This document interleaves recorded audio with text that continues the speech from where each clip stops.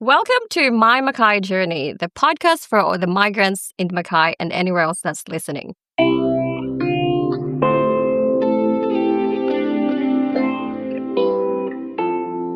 We have a very special guest today. He's a local AI enthusiast and he's an author. So I would like to welcome Hamish Prakash. Thank you for taking the time to join our podcast.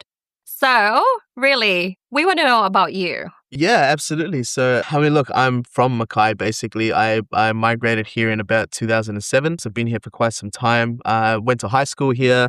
I did my higher studies here as well, some of it. And I've been here in Mackay for a long time. I've seen a lot of things in this place, and I've seen what it was and what it is now. I've seen the explosive growth and the amount of new people and new faces that we're seeing here in the community. So many new cultures, so many new nationalities that are coming here. Yes, very multicultural. It's very multicultural. Wonderful to see. Just to give you a very small example, maybe 20 years ago now, you physically could not go to any kind of Indian event here.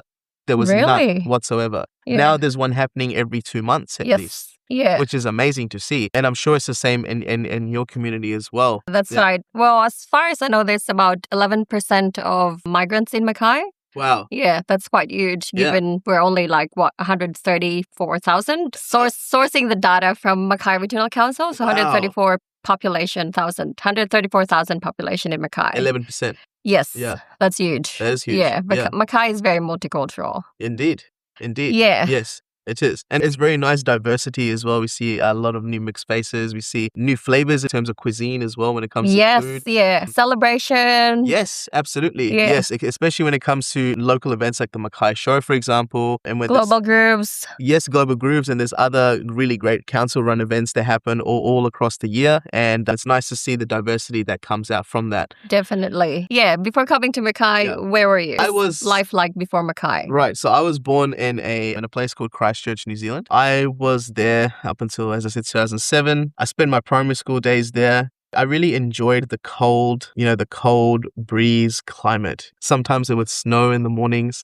You just come home from school and you have the fireplace on. And then you just have the big screen TV back in those days, right? Everyone in the lounge just watching the rugby or watching cooking the news. Marshmallow. Yes. Oh, man. Those were the days. It was beautiful. And then all of a sudden, my father said, we're going to go to a place called Mackay. So what prompted him to move here? It's a very, very good question. So we were actually in Melbourne at the time attending a funeral. And then one of my uncles that we haven't spoken to for maybe quite some time, maybe about 20 years, from my parents' side of things at least.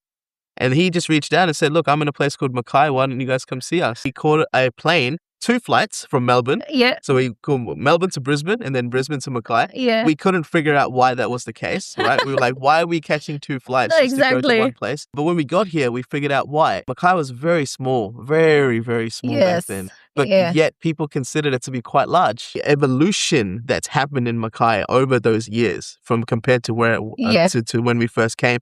I mean, you just said about 134,000 population. It was probably under 100,000 back then. Yes, for sure. Easily. For sure. Not much diversity when it comes to cultures. I went to Mackay State High School and I was the second Indian person in the whole school. Whole school. I think 700 students. Wow. Or something, and I was the second one. Yeah. Really? Yeah. You made history. I think so, yeah. Yeah, it was, I went through a lot. I used to get pushed down the stairs. I went through I think 3 cell phones in 3 semesters or something like that because I kept getting broken. So bad. Yeah, but again, it's the things you had to go through during those times being someone who's not them. Yeah, different color than them, different looks. Yeah. Yes, but I realized that if I don't change myself, if I don't change the way I interact with these people who, in reality, should be my brothers and sisters.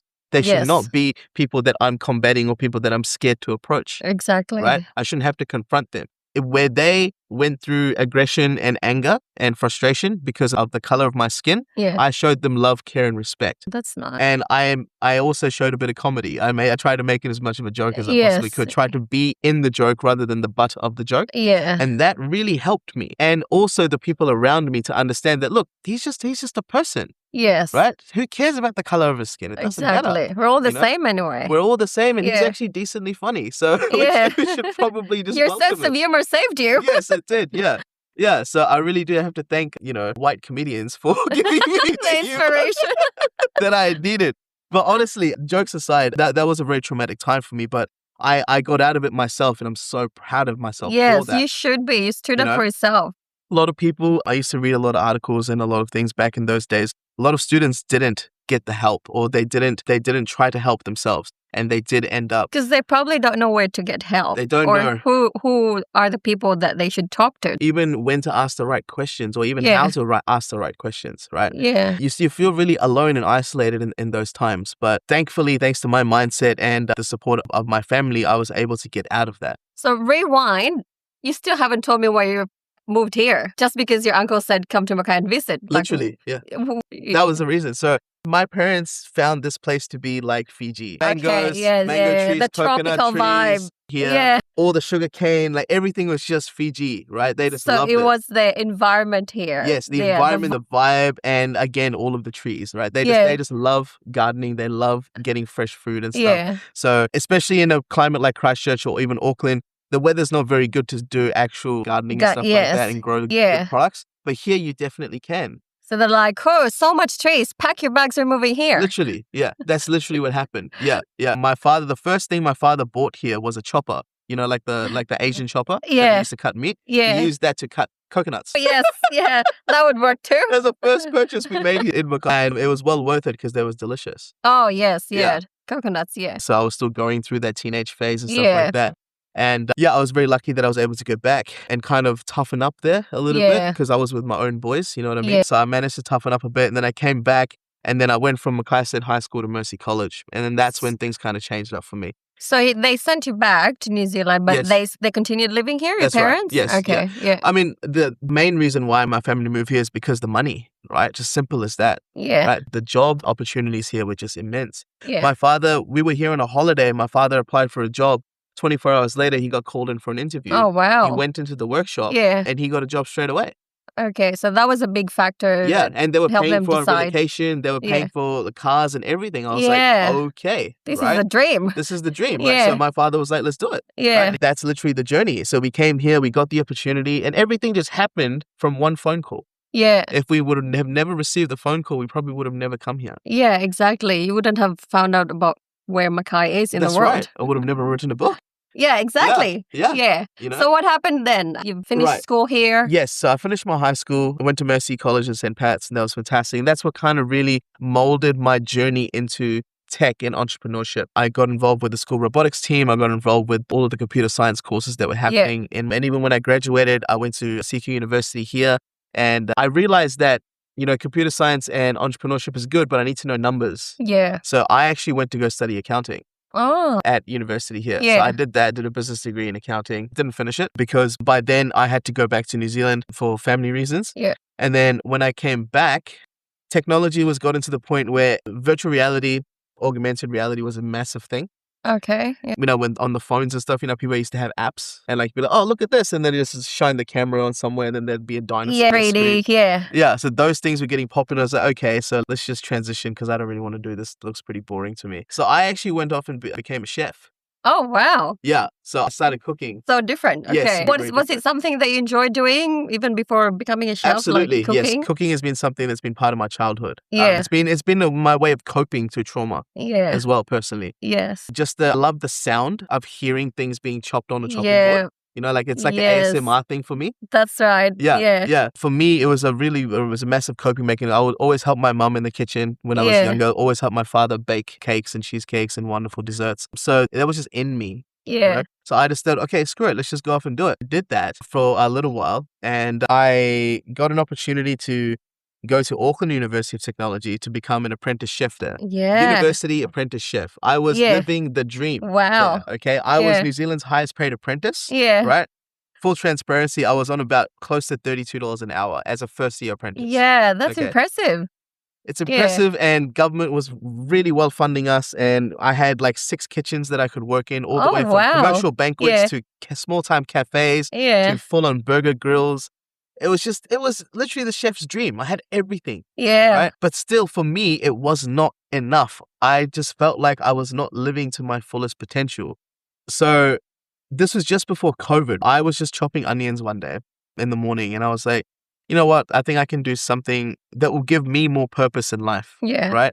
I think the main reason why I went back to food is because I like serving people. Yeah. Right? I like making people happy. I like serving people good food. Yeah. Right? But if I take away the food aspect from that and I just have the serving people aspect, that's the part that I wanted to focus on the most. Yeah. Literally, while cutting onions, I realized that I can't do this while just serving food. And if I'm just here chopping onions, Yeah. I need to do something about this myself. Yeah. I need to go down a journey. So I literally hung up my apron and wrote on a piece of paper that I quit. I quit. Wow. I signed it and left it on the head chef's desk and I just walked out. I walked out. It was fine. It's like a scene in a movie. Yes, but full transparency, it's okay that there was like 40 to 50 chefs working there. So I didn't leave the kitchen like abandoned. Oh, yes. Stuff, Yeah, okay? yeah. They definitely had enough people to come and cover, so that's fine. Yeah, do not copy that.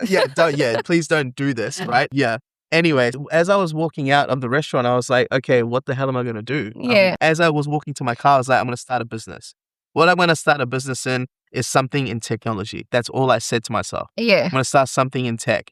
So I went back to my basics and I realized when I was 16, 17, I started building websites. Yeah, So I was like, wow. okay, let's start building websites again. Like going back to your other passion that you Yes. started. Yeah. So you can probably see a bit of a pattern here. I like going from passion to passion, right? You were trying it and see what will work for you. Trying and testing different things that I enjoy and love. And then eventually it got me here. So now we're on the tech journey. So I started off by building websites and I absolutely sucked at building websites. I could not build a really good website to save my life, but I still managed to sell one website at $500. Wow. Right? Yeah. And my first customer paid me $10 a month for 2 years to Wow. host it. And how old were you at that time? I was just 21, I think. Okay, that's very good. Yeah, I was working in an IT call center from home. Yeah. This is around the COVID time, of course, all that stuff happened. Everyone was at home, so I was doing the same thing. And while I was working at this call center, this client called in and she said, hey, I've also got problems with my website. Can you help me out? And I said, no, we can't help you out here at such and such place, but I could help you out Yeah. if you give me permission to contact you after work. Yeah. And she did. And she was very nice. Her name was Madeline Pizzuti. And I'd like to give you a shout out as well because I still think about you every day, Madeline. You were absolutely an amazing customer back in the day. And thank you so much for all the faith and trust that you had in me back then. Even though I delivered an absolute horrible product, I really appreciate it. Yeah, so I spent maybe a month working on that website in Adobe XD. Yeah. Right? If you don't know what that is, it's something you don't build websites in, okay? It's something But you did. Yes. You use it to build like posters, right? Okay, Flyers and yes, stuff like that. You yes. So don't use it not to an build actual website. No. Yes. No, but I found the most shortcut way possible to just deliver this product. But I did it all myself and I felt very proud of that. And you probably discovered a new use for Adobe. Yes, to make a I website. did. Yeah. I did. Yes. And then Adobe went and raised all their prices and I said, okay, this is bad. But anyway, this is not about them. It was a massive learning curve for me to go through that process. I just sat back and I thought, wow, someone just paid me $500. Right? Sure, I spent 4 weeks doing it. That's fine. But once I got better, I could probably spend a day doing it. Exactly. Right? Or maybe an hour doing it. Yeah. And then I get $500 for that. Like every week instead of every 4 weeks. Exactly. Yeah. I got $10 a month, right, for doing absolutely nothing and just keeping her website active. Yeah. That was my first taste of passive income. Yeah. And I was like, okay, this is really cool. Then the whole cryptocurrency thing happened as well. And then I got heavily invested into that. Once I started making good income from my job, from my IT call center job, I did all of the emerging technology things, right? Yeah. Then as soon as crypto happened, AI came and just wiped everything out. Everyone was like, what is going on here? Do I have to replace my whole human team now? Can I just have a one-person business? Meanwhile, you're like, this is my chance. Yeah, and meanwhile, I was just like going, okay, I've just literally spent the past 3 years, literally locked myself in a room and taught myself how to code by then, right? Yeah. Rewinding a little bit. So once I built my first website, I went down the rabbit hole. I started building my own things from scratch, everything. I watched as many YouTube tutorials as I possibly could. So you taught yourself. I literally taught myself how to code. And I was doing a degree in artificial intelligence at the same time while I was doing this. Wow. But because I thought that education, you can probably see a pattern here again. Yeah. Education, I thought, was always the way to go. Yes. But what type of education is where I made the mistake. Yeah. And university, unfortunately, was not that path for me, at least. It may be the path for you or the people listening, that's fine. But for me, at least, it wasn't because I wasn't not getting the practical skills that I needed to go out and sell my services. Yeah. I did 2 years in my AI degree and I didn't even know how to use ChatGPT. I didn't teach it. Really? No, they didn't teach it. We were still learning about the history and the theory Yeah. of AI and how neural But there was no networks work. practical. Nothing Okay. practical, Yeah. right? So I just said, sod it. I'm just going to go off and do it on my own again. Yeah. And I did. And thankfully, I had AI as my lecturer, as my Yeah. tutor there to kind of teach me the ropes and walk me through it. Yeah. It was amazing. If I think back to it now, man, those were some really crazy days. Honestly, really crazy days. Like people were just, they were building one thing over the weekend and then they were trying to sell it to as many people as they possibly could. Yeah. And they would do that successfully. And then the next week, literally the next week, something new would drop that would replace what they already built. So they're always like improving. Exactly. Enhancing. Yes. It was just next level innovation, right? From about 2022 up until 2024, 25, right? Just non-stop innovation in the AI space. It went from, can ChatGPT draft me emails, to going, AI can now run an entire business. That's literally the landscape we've achieved now in the space of 3-4 years. That's a big jump, Yeah, it's massive. You know, for any kind of technology to have that kind of leap has been insane. And so you can probably understand from my perspective, I've gone through a lot of knowledge consumption. I've read a lot of articles and done a lot of research on this to understand what is the best use cases for businesses, right? And that's what I started doing. I started building websites. I built my own custom softwares without AI, mind you. I'm very proud to say I was one of the last cohorts of self-taught developers that learned how to code before AI came out, because now I know when something goes wrong, I know how to fix it. I know how to read the code that AI wrote. Yeah, you don't have to rely on the system for it to work for you, because you can do it yourself. Yes, or another developer or another human or someone like that. Or exactly. You know, there's advantages to doing things yourself for sure. And at least understanding the skills enough for you to be able to figure something out when something goes wrong. Yeah. Right. And if you can't figure it out, and if you got the money, hire someone. That's obviously the best thing there. But when it comes to AI and software, at least we have that understanding. It makes making decisions a lot easier for you. I'll give you a typical day in my life. Okay. So 3 years ago, I would wake up in the morning. I'd probably talk to ChatGPT. I'd say, hey, this is what I want to do today. I want to make a marketing campaign. Or I want to make a social media post for this. Give me some ideas. It'll go off, browse the web, come back. I would manually copy those, put it into LinkedIn, post it, and good to go. And then I'd probably go through my emails myself, and I'd select the ones that I want ChatGPT to go through. I'd be like, hey, these are the ones here, copy paste into the chat. Can you go through, filter them, work out what's going to work well? A lot of copy pasting, basically, right? Because it couldn't do anything on its own. Now I wake up, and I literally have messages on my phone saying, good morning, Hamish. This is what I've done for you while you're sleeping. Oh, wow. This is what your finances look like. This is what your YouTube channel looks like. This is what your book sales look like. Your social media analytics look like. I went ahead and fixed all your websites for you while you were sleeping. There were some issues I found with, this, that, and the other. That is so cool. And all in a safe, what we call sandbox, right? So in an environment where it doesn't affect your current computer. So if we put it on this laptop that we're running on, for example, we could do it in a way that it won't delete any of your files, right? Or it won't even touch any of your files that you own. It will have its own file system inside, if that makes sense. It can just do its thing, right? It's literally got its own computer to do its thing. Yeah. So that's like, did you create that system?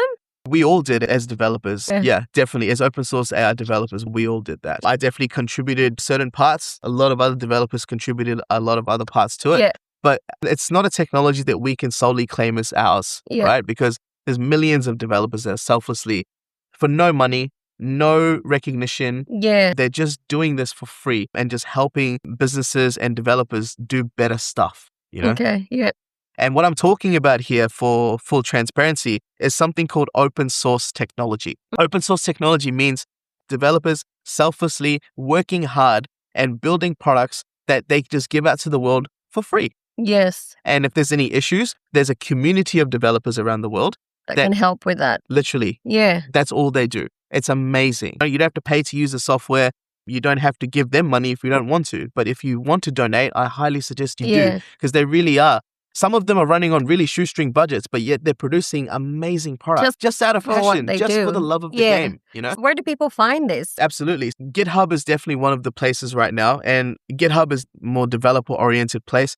But if you just search on the internet, on Google, open source AI alternatives to ChatGPT or to Claude or whatever you guys use, you just put in the start open source AI alternatives to, you will find it. right? You will definitely find something. I'm going to write that down. Do it. In fact, why don't you do it right now? Go to Google right now on your phone and let's see if you can find some kind of open source solution. So what should I type? Open source. Let's try alternative to ChatGPT. Let's do something simple. Open source AI, alternate to ChatGPT. Absolutely. It came up as a suggestion straight away. There you go. So Open Web UI, that's my favorite one, personally. Yeah.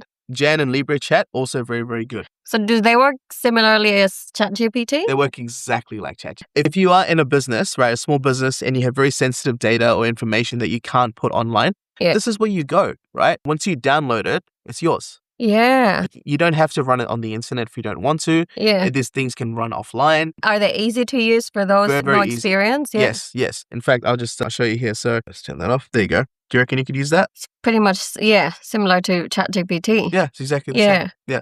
You choose your models here. Oops. Are these stuff for free? Yes, this is all free. Yeah. Oh, okay. Yeah, absolutely. That's all my models there. All free models as well. Yeah. Let's have a chat. It's normal. Yes. Yeah, but see where it gets different is here. See, these are my computers. So these are the computers that my AI has access to. So if I go to the video editing one here, for example, it literally just produced this video for me a few days ago. That's all made by AI. Do you put a prompt on what type of, do you want it to produce? Yes. This is all built with, I didn't touch the video editor. Amazing. All right, it's all just done through AI. This is the stuff that you can produce now on your phone. That is so cool. Okay. Do you have a crash course for AI? Yes, absolutely. So we do have an open source AI builders club completely for free on school. Just go to school.com and you'll find it there. But anyway, so now you found your niche, and then what happened next? Now that I found my niche, right, I started to explore what's happening. And I was in Auckland at this point while I was starting my agency, my AI agency. This was about maybe 2 years after COVID happened. AI is good. I've learned how to build software now. I understand enough to be able to go deliver products and solutions to businesses. So I became a traditional agency, building chatbots, AI phone agents, the basic stuff nowadays is what people would call it, I guess. Connecting one app and automating this and doing that. It was fun. It was okay. But I still felt like that this was really brittle. The solutions that we were building as an agency, although our customers trusted it, we trusted it, I still felt like it was very temperamental in the sense one wrong move and something could just break the whole system. Yeah. Right? And a lot of agency owners were thinking the same thing. Yeah. These solutions, although they're not bulletproof, they were robust enough to put into businesses and collect the money. But I was feeling really guilty because of that. Yeah. So I went back to my roots again and I came to Mackay to understand how local and regional people are using it. Yeah. How is regional Queensland using AI here? And it's not until I went to a seminar here at Greater with Sunday Innovation. Yeah. So what year was that? What year did you? 2024. Okay. Oh, okay. Yeah. I went to a seminar there. It was about cybersecurity. They were talking about AI and I said, okay, this is cool. All of a sudden, I just had an inclination of going, okay, I wonder if we can get a space here. Because if you don't know, Greater with Sunday Innovation is a co-working space, collab space. You can have hot desks there. You can go and do your work there. It's a really, really nice place to be, actually. I asked the manager there if I can have a place there. And she said, okay, come back tomorrow. And then I went. And we were sitting down and we was talking about the stuff that I do. And then I was waiting for her to say the stuff that they do. Yeah. But that never came because they were too interested in what I was doing. Yeah. Yeah. You got their interest. Yes. So they were like, can you keep telling us more? What are you doing? And I'm like, okay. So at that point, I didn't hear about local AI or anything. I was still doing online stuff. We were toying around with the idea of doing education in Mackay. So I was very fortunate enough to run, I think, maybe 7-8 workshops with Greater with Sunday Innovation about how to use AI in Mackay in a safe and secure way, even if you're using it online. Yeah. And then during that time, I got a massive deal with the Mackay Regional Council. We went to the Queensland Mining Expo. Yeah. Right? We did phone agents there. Yeah. I think that's where we first met. The VR. Yes, the VR, yes. Honestly, again, I was on Planet 9, right? Living the dream again. And then my whole world came crashing down and I got diagnosed with a condition called functional neurological disorder. And that's when everything just kind of went, okay, I can no longer be working in the business. I now need to own this business. I need to now own everything. Yeah. So what happened was I was at the mining expo and probably just after meeting you, perhaps, if I remember this correctly, I think you walked off and I was just standing there until I couldn't stand anymore. I need to sit down. And he said, what's wrong? I said, what happened a few days ago is happening today. What happened a few days ago is we were working in the office, 6 o'clock in the evening. I was just using the mouse. And then I went to go move the mouse. My hand wouldn't do it. You couldn't do it. I couldn't do it. Oh. And I was like, what's going on here? I looked at my hand, and as soon as I looked at my hand, it started shaking and it started going into what I now know was a seizure. Oh, geez. That was my first ever seizure. On your hand. Yes.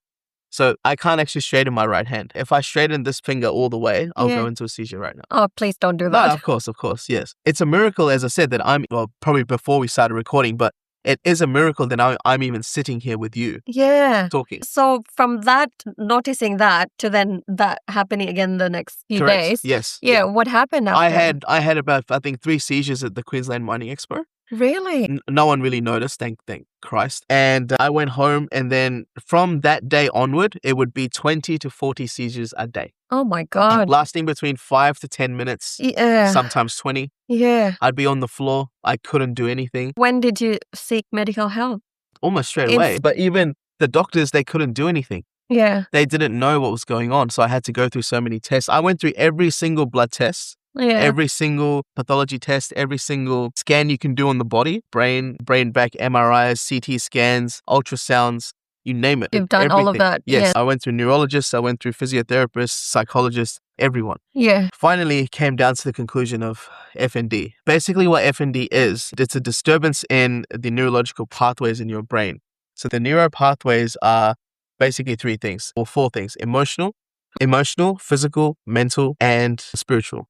Yeah. Okay. So it was my emotional side, because I had so much trauma from all the stuff that I went through back in the day. Yeah. Plus all of the things that were happening in my business when I thought I was doing good work, but the pressure and the responsibility was just really dawning on me. Yeah. Right. I almost couldn't keep up with that anymore. So that's when my brain went, no, I can't do this. And my body started shutting down Just as a shut it result. down. Yeah. It was really bad. I couldn't even move my right leg in front of my left. Oh. That's how bad it was. I had to go to Brisbane and do some very serious robotic-based physiotherapy. Have you seen Iron Man? Yeah. Yeah, I was in an Iron Man exoskeleton, geez. like proper suit, 14 kilos. Except it wasn't for the movie. It was for No, real life. It was for real life, yes. They put me on a treadmill in a 14-kilo suit, tied to a harness, and this robot was literally connected to my brain, so it could train me how to move my legs again properly. Yeah. Teaching your muscles and nerves Yes. how to do its job, pretty much. Absolutely right. Yeah. Yes. And after a very intense 8 months, we managed to pull through, and I was able to take my first step again. What was going through your mind when during these 8 months that's all this are happening? Well, during this time, I transitioned to making YouTube videos. Yeah. Because I realized that there might be other people that might be going through what I'm going through, and they're still pursuing on, exactly. right? So I started making videos for them. And then all of a sudden, I made one video about my hypershell, which is my portable exoskeleton that I had. That all of a sudden got 20,000 views or something like that. Wow. And I had a little affiliate link for the hypershell product. So every time someone bought it from them, I would make money from that. Yeah. We had 300 people buying from the link. Wow. And I was like, oh. I can make money out of this. Yeah. I mean, I'm literally serving people. Yes. Right? So That's tick, yeah, right? that's right. I'm making money as a result, tick, paying my bills, and I'm not actively having to do anything for it. So that's another Exactly. tick. It's not like you can do a lot of things anyway. No, thank you. So Yes. you were making use of your situation. Yes, in absolutely. a good way. Yes, Yeah. and the community was clearly responding back with good positive feedback. Yes. So I thought, okay, this is wonderful. I would love to make YouTube videos every day, but for my schedule, it's just not realistic because of what I have to go through. For example, I can't just getting up in the morning and having a shower. You know how like you probably get up, as soon as you get up, you probably go have a shower. Yeah. Right? I can't do that. I have to wait like an hour or two for my hand to desensitize before. Even up to now? Or was that before? So to come here this morning at 9:30, I had to get up at 5. Oh my God, I feel bad. No, that's okay. This is what I do every day. This is what I have to do. Yeah. I have to get up a bit earlier in the morning, a couple hours, just so I can let my hand just kind of desensitize itself. Yeah. Otherwise, even if I just touch it, it feels like a shock, you know? Someone's electrocuting you. Yeah. So I just have to let it just do its thing, relax, and then go have a shower. Take time for it to wake up. Yes, basically, yeah. Yeah. Just do some breathing techniques and exercises. And, just go do my thing. So what time does your day usually start? Well, it never really ends, to be honest. It's just more so I have a nap for 3 hours and I just continue on. I sometimes don't even know what day it is because I just keep going. But do you think maybe you should like change your lifestyle a bit? Honestly, maybe what happened was a wake-up call to say like slow down, you know? No, honestly, I love it. Even when we go on holidays and stuff like that. We just came back from Melbourne recently. And even then, I was just working. Oh, well, I wasn't even working. I was still exploring, doing the sites. But this was working. My phone was working, or Yeah. my computers were working, right? So Yeah. I think that's the shift that's happened now. And it's not that I need to stay up all the time to do stuff. I don't. I can Yeah. literally just do whatever I want to do. Yeah. But because I love doing what I'm doing, I can just have that luxury of just sitting there and just, making sure things are okay and make YouTube videos and do that kind of thing. But I don't necessarily need to do any of those things. I've now set all of this stuff up where if I'm not here making videos and doing stuff, it's okay. People are still watching my old stuff. Yes. Money's still coming in. It's okay. Yeah. So what do I do now? Yeah. What do I do now as a person? Well, a lot of people would probably think, I'll go relax, I'll go buy this car, I'll go do that, and just go live my life. But I want to give back. That's what I want to do. I want to that's spend nice. time giving back to people. Yeah. That's why I wrote a book, so we can reach as many people as it possibly Yes. can. And now Tell us about the book. What is it Yes. called, and what's it about? Yes, book is called Be Practical, and it is the only handbook you need to own AI in your business. What that really means is it's nothing technical. It's nothing that you'll read it and you'll go, oh, this is a bit much. You'll read it and you'll go, okay, these are now the questions and the conversations I need to have with my human teams about how we can start using AI. And if we are going to use AI, are we going to own it? Or are we going to rent it? That is the biggest question that everyone needs to ask their teams. There's advantages and disadvantages to both, of course. The main disadvantage to having cloud, of course, or having a rented solution is you don't own it, which means your data is going somewhere where you don't own it either. If you are okay with that and you're running a marketing agency or something like that, where you're just running social media posts and content all the time, then you can use a rented solution. That's fine. But where you would want to own it is when your costs are going through the roof. I was chatting with some business owners and they're spending about $2,500 to $5,000 a month Jeez. on AI subscriptions. Yeah, Right? that's a lot. That's things from ChatGPT, 11 Labs for text to speech, Hey Gen for video generation. And, they got so many coding plans because AI can code really well Yeah. now. So all of that mixed up together by the time they look at their monthly usage, because it's all pay as you go, isn't it? Yeah. Right? You pay $20 a month, but they're still pay as you go Yeah. If you use over $20, you can start getting charged. So they're sitting about $2,500-5,000 even today. Big chunk of money. Massive, right? And this is in regional Queensland. Oh, really? This is not like in a major city. Yeah, because this AI here is not utilized to its full potential, and there's probably not many people. And the people that are utilizing Yeah. it, they are spending a lot of money to do so. Yeah. However, if I just showed them a couple of alternatives that are open source, completely free, you just download Yeah. them once and you can run it forever, they'll save that money immediately. And if you could save $2,500-5,000 a month, what could you do with that for your business? So much. Exactly. Yeah. So much potential. You could hire a team. You could do better marketing. You could Send actually your give team back. to holiday. Yeah, send your team for a community In building Hawaii? session. Yes, in Hawaii. Yeah, first class. Yeah. Yeah, that's right. I With wouldn't mind that. some cheese and some wine. Yeah. This is the stuff that can be unlocked for you. I mean, a lot of businesses right now, their biggest bottleneck is the cost of running things. Their expenses are Yes. through the freaking roof. Yeah. So they're thinking, okay, if we're spending so much money on AI, do we just fire all my humans and then just go all in on AI? And Yeah. that's what the natural conversation is happening is right now. Yes. And that's terrifying to me. Yeah, for sure. Because a lot of people are thinking, is AI going to replace my job? Before I answer, what do you think about this? From someone who's not in the industry as much, what do you think? Like, from some jobs will be replaced by AI. Yes. Eventually it will happen. Yes. Translation, for example. Yes. You don't need to phone someone or find someone who's available. Just do it online. Yes. Jobs like receptionist, put an automated message. But for those jobs where you have to actually talk to people, have a personal contact with them, I think their job's safe. Literally this morning, okay, someone from Brazil watched my video and he said that the auto dubbing in Portuguese was perfect. YouTube does that automatically now, Yeah, using AI. that's impressive. Very, very much impressive. That's a real life example of that working right now. Yes, yeah, You wouldn't have to exactly. pay someone a lot of money, Yeah. to be fair, to actually translate that for you, or maybe even voice over it, right? Hire a human to actually dub your audio Yes, and then recreate the video, edit it, save it, transfer it back to you. Oh, it's a lengthy process. yeah, This was done in like 30 seconds. exactly. So some jobs can be replaced by AI. Very much so. That is Yes. the reality of. Yes. But the reality also is that it's not about replacement, it's about augmentation. Where the video editor would have to sit there and translate a video or send it off to a voiceover artist. Yeah, They no longer have to do that now. They can just send it off to a software and have it translated while they can focus on the actual edit of yeah, the video. So for Yeah. example, the audio could be gone and sent for translation, Yeah. they can focus on the video, do the editing while the audio is happening. Yeah. Audio is done, bang, slot So it it into can place. work hand in hand. It's about augmentation, right? Supercharging the humans, right? AI is here to do things that the humans simply can't be bothered doing anymore. Yeah, Right? exactly. We hate sitting there and writing reports. We hate looking at spreadsheets. Trust me, that's my life. Yeah, but why do we have to do it when the AI can just sit there and do it for you, right? Yeah, It can review exactly. stuff while you're not at the desk. You just have to learn how to do it. Yes, or set up the right systems. It's all Yes. about setting up the right systems. Yeah. Training your human staff is definitely one part of it, but it's also about the founders and the owners of the business need to have the right systems in place.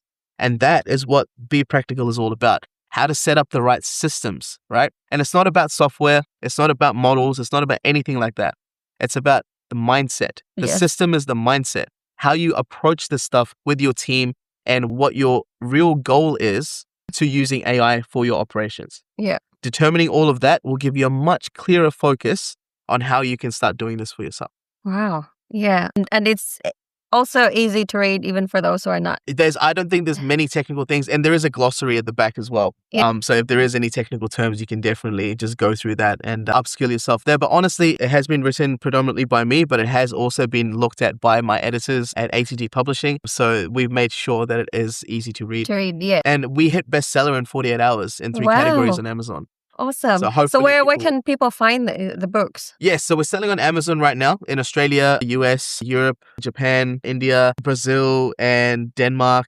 Basically everywhere where Amazon Wow. is. Yeah. And we are also in, I think, bookstores across the world right now. Wow. That's huge. Yes, I think I've seen it on the Nile. I've seen my book on eBay. Someone's selling my Really? book on eBay for $100. One Really? copy, right? What? And what they don't know is that I make all the money on that. But anyway, thanks for selling for $100. You Yeah. can buy it from us for like $26 on Amazon Yeah. for the paperback, or you can buy the Kindle or the ebook for like $6. Yeah, there you made it go. as cheap yeah. as we possibly Very can. affordable here for Yeah. everyone. So Yeah. everyone can have access to it. Absolutely. That's yes. good. Yes. Yeah. If you see me in the streets somewhere in Mackay and you just ask me for a copy, just literally just ask me and I'll take your details and I'll just give you a copy. Oh, I thought you just happened to have one with you all the time. So when people ask, I literally do. like today. Yeah. And if I don't have any on hand, I'll take your details and I'll definitely send you a Okay, copy. that is so nice. Yeah. Of course, yes. I mean, why should education be locked behind a paywall, right? It should be. Exactly. And if it is locked behind a paywall, it's for good reason. It's because not everyone should get access to this level of knowledge. Yeah. Because the only reason I say that is because they won't be able to make the best potential of it. Yeah, exactly. It's like taking a horse to the water, we can't make it drink. Yeah. So we only want people that will come in and actually use this stuff properly and actually understand that, yes, this is the world we're in. Combine, I think, maybe 300-400 people in our community right now, in our paid community, that are now actively making about $5,000-$10,000 a month from selling local AI. Wow. So it's really, really good. And it's not even about the monetary side of things. It's about sleeping well at night, knowing that you've actually sold a good product and a good solution to people, Yes. right? Yeah. So many times in my career in selling AI, I would just be up at night. I couldn't sleep because I'd be guilty. I'd be guilty feeling, what have I just delivered? Yeah. You know, like, yes, I've delivered something great and like it's going to work for them. But I mean, if the business owner seriously thinks about it, they could replace their whole humans with this, or they could do this or that, the other. But now we've been able to refine our approach, and it's not about replacing humans. It's about supercharging them when they're not at the desk. And Yeah. when they do come back at the desk, they can see all the tasks and stuff that the AI has done for them. Yeah. And they can just review all of that and then focus on bigger, better things like doing better deals with humans, Yes, building better exactly. relationships, Yeah.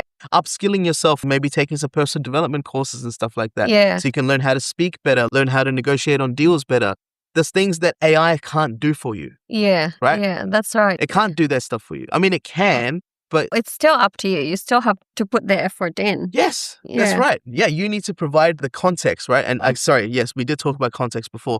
What that really means is in today's time, context means a folder, just like you have on your computer. Yeah. A folder full of documents about everything you want the AI to know, about yourself, about your company, Yeah. about your standard operating procedures, about your financials, everything. Just that one folder, that's your context. Straight Yeah. up.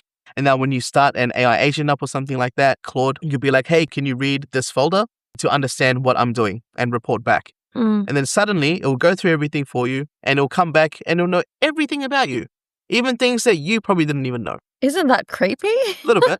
It's a little bit creepy, but is it less creepy if you use local AI to do it? Yeah. If you used a model that was on your computer, right? Yeah. And not connected to the internet, would Yeah. you feel a bit safer? Because it's in my own computer. Yes. Yeah. Yeah. It is.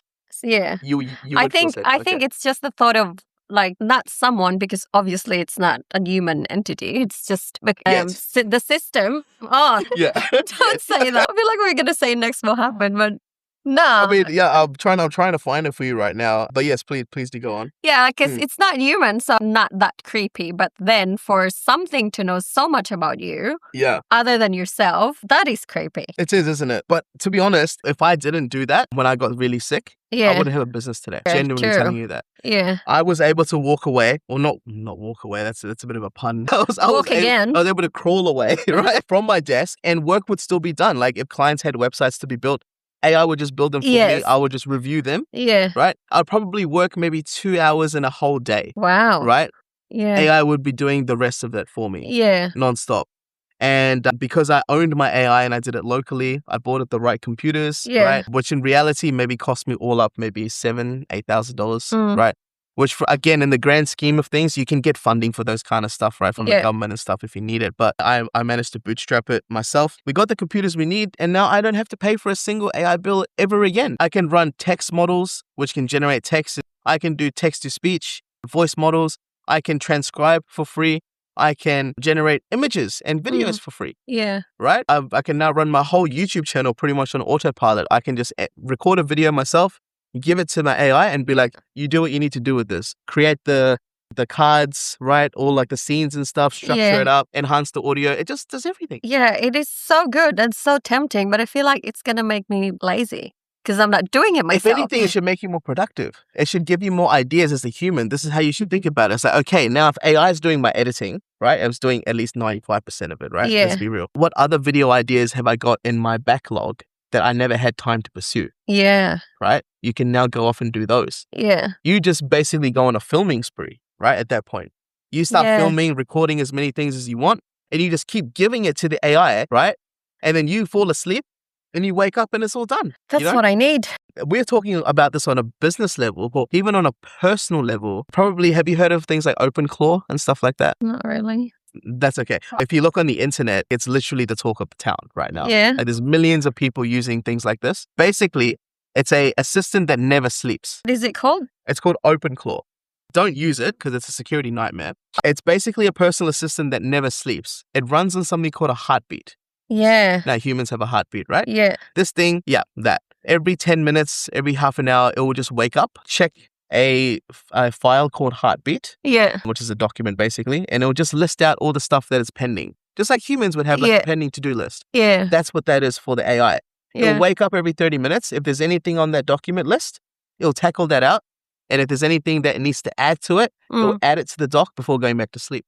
Yeah. 30 minutes later, wakes up, does the same thing. So this is now taking the world by storm. And now everyone's going, okay, I now no longer have to do real work anymore, even as normal humans, not as business owners or people working in a business or something. Doesn't it like an employee, for example? Yes, just an employee can now just literally sit there and go, okay, all my emails are now sorted. I need this, actually. My boss has been notified. And don't worry, we built a safe and secure version of this. Is that not good to use? OpenClaw is a security nightmare because you have to provide just like anything, like all your API keys and all that kind of stuff. Right? Okay, which a normal employee wouldn't know. No, because we have an IT that does all this stuff. Yeah, that's right. We use other great alternatives that are open source, of course. What I want to show you is this. They literally revealed this just yesterday. Oh, geez, what's that? That Gundam. it is, but it's real life Gundam. Yeah. That is, I think, 20 meters tall. Yeah, what does that do? You sit in it.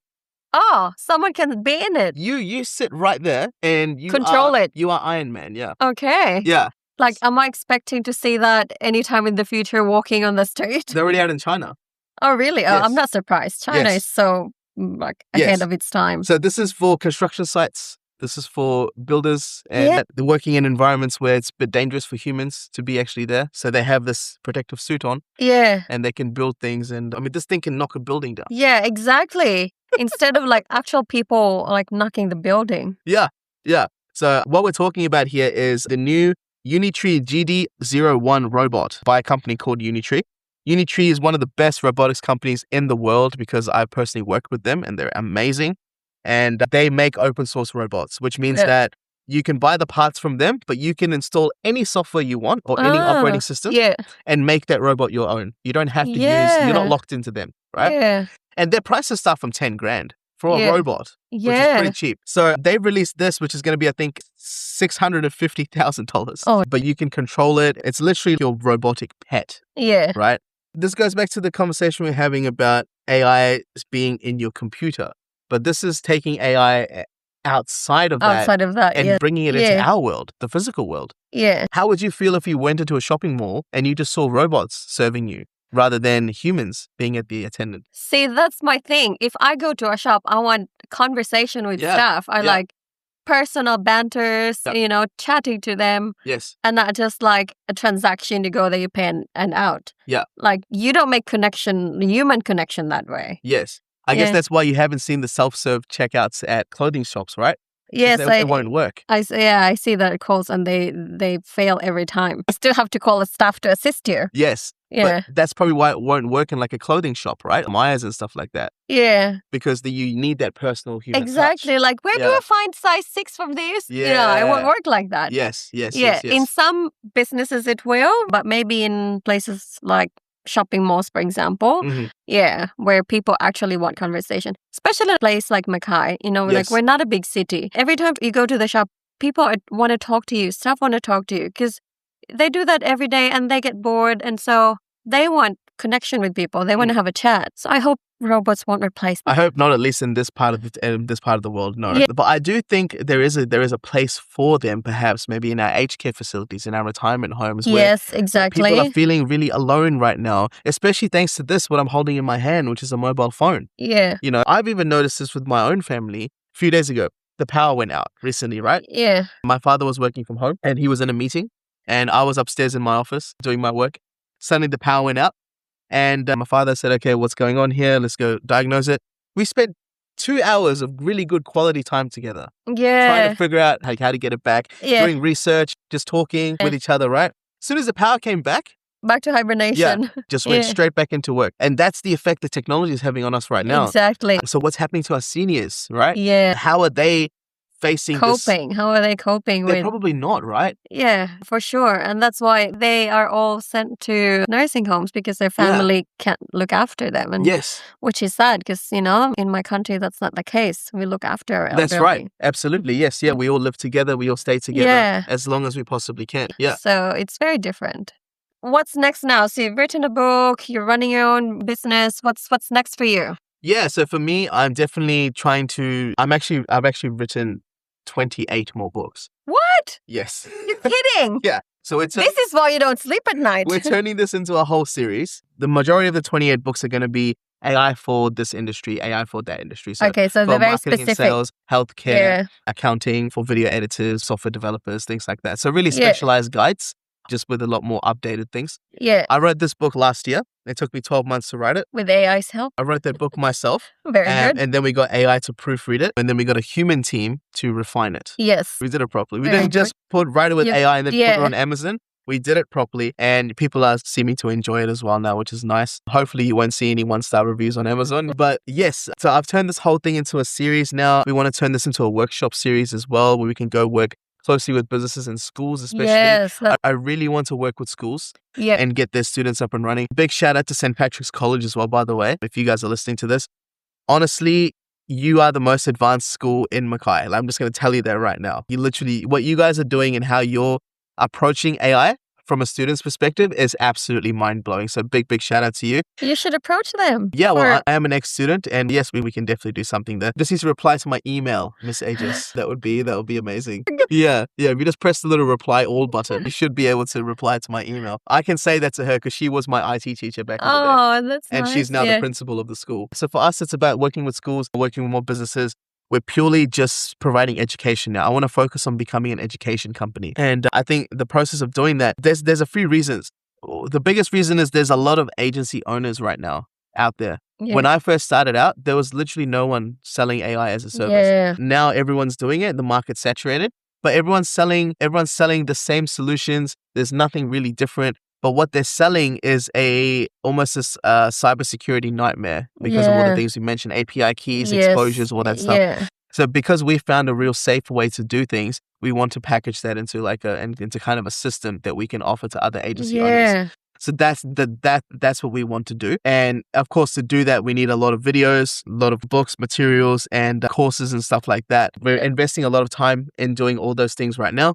Yeah. Once all that is ready, I'm sure we'll come back and do another podcast at some point. But yes, it's definitely all digital from here for sure. Yeah. Yeah. Lots to look forward to. Yes, definitely lots And to to look keep forward you to. busy, even more busy. But how's the health going now? I mean, I'm standing here. I was able to walk without any aid today. I drove a car, which Very is nice. good. I usually don't drive. But yes, it's been a hell of a journey, man. Looking back on it now, I would never thought that I would be able to write a book and have an genuine asset on my side. And I don't think I would have ever been able to do it if I had not gone through my health condition. I definitely made that a bit of a turning point in my life. And I do encourage our listeners here, if you guys are going through something, whether that's health-wise or something financial with your family, there's a bit of stress, my biggest advice to you would be take life easily and be a student of life. Continue learning. Don't go to work for the sake of going to work. Go for the sake of learning. Go for the sake of trying to become a better version of yourself every single day.